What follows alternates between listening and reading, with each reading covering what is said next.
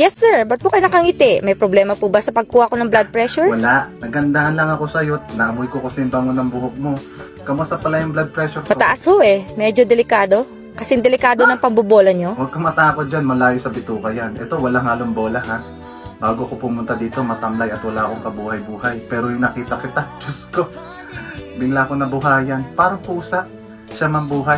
Gusto mo, chicken mo rin tong pusa. Meron ho akong paghiwa dito, hiwain na natin dibdib nyo. Parang nararamdaman ko, parang mainit ang dugo mo sa akin, parang ayaw mo ha. Yun na nga eh, high blood na, manyak pa. Hindi ka ba nalulungkot na mawala ang pasyente, mamatay ako? Ba't naman ako malulungkot eh, mga manyak tsaka masasamang tao, mahaba ang buhay. Naku, baka mamaya magpapesta pa nga ako eh. Yan mo. Pag ako pumanaw na, wala ka nang iintindihin pa. O, edi salamat at nabawasan ng mga manyak sa mundo. Mumultuhin na lang kita. Tapos, tatabihan kita pag matutulog ka na.